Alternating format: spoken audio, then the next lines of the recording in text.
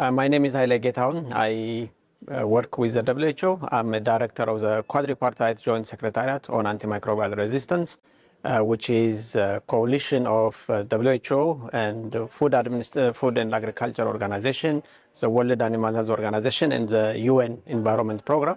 And we, the Secretariat that I am directing, support the Global Leaders Group on AMR, which the session has just been concluded. And this is the first session that we are bringing with ESCMID and the Global Leaders Group to bring researchers and policymakers together to discuss and to bring change and difference in how we respond to antimicrobial resistance. So the meeting has been, quite, well organized and quite active.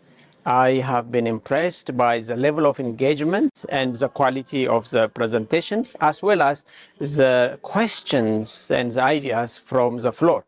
And this is exactly what we need. We have a Deputy Prime Minister attending.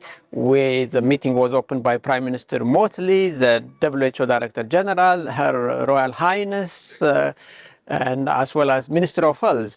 So there has been quite a lot of political presence. And we want also the research and academia, presence. So I think that interaction has been quite effective, and I'm happy about it.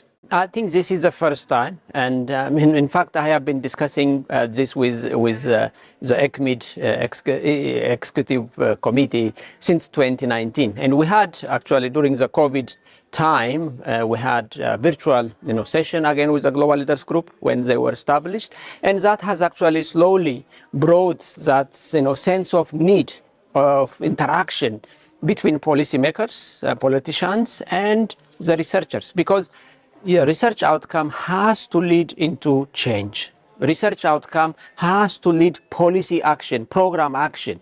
This can only be done by bridging the gap and forging partnership between researchers and policymakers. So the discussion and the topics that we have actually covered today are critically important. And one of the unique nature of antimicrobial resistance is actually, it is not about only human. It's about also animals. It's about environment. So bringing all that dimension and trying to build synergy and efficiency, how we can work together, how we can actually bring the human life at the middle, but addressing across the different sectors in a concerted and cohesive manner is critical. And I'm quite pleased with the quality and what will happen with it.